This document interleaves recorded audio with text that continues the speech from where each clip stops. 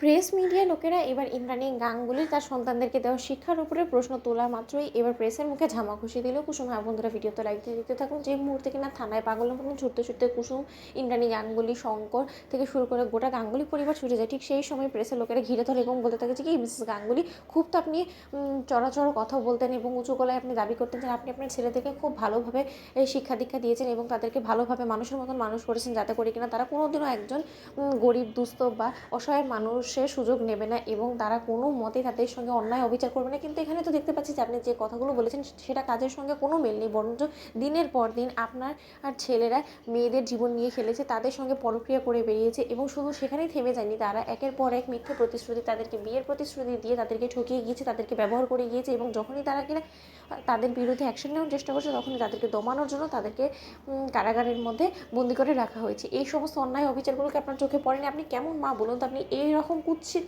শিক্ষা দীক্ষা দিয়েছেন আপনার সন্তানদেরকে, তাহলে আপনি ভালো মানুষের মুখোশ পরে আপনি এতগুলো পাবলিককে বোকা বানানোর চেষ্টা এতদিন ধরে কেন করেছেন বলুন?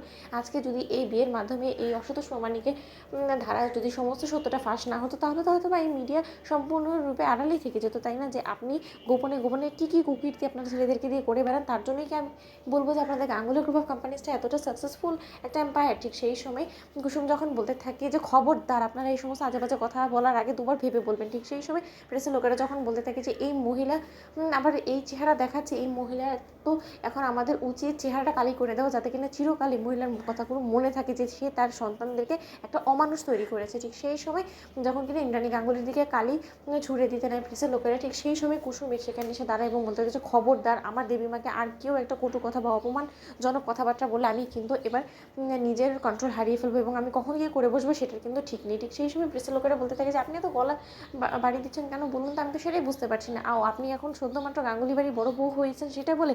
কারণ আপনি তো কোনোদিনই এই স্বপ্নটা আপনার পূরণই হতো না যদি না আপনি তাদের সাপোর্টে যেতেন, তাই না? আপনার ওদের সাপোর্টে যাওয়ার জন্যই হয়তো আপনাকে তারা ও বাড়ি বউ হিসেবে মেনে নিয়েছে, কারণ আপনার তো সেরকম কোনো যোগ্যতা নেই, আপনি তো ও বাড়ি কাজের মেয়ে ছিলেন এবং তার পাশাপাশি গাঙ্গুলি গ্রুপ অফ কোম্পানিজের ব্র্যান্ড অ্যাম্বাসেডার আছে। আপনি আমাকে একটু কথা বলুন তো, গোপনে গোপনে কথা হাওয়ায় ভেসে আসছে যে আপনার সঙ্গে নাকি আয়ুষ স্যারের কোনো গোপনে সম্পর্ক ছিল এবং সেটাকে পরিণত দেওয়ার জন্য কি সমস্ত কিছু এত গোপনীয়তা না কি বলুন তো?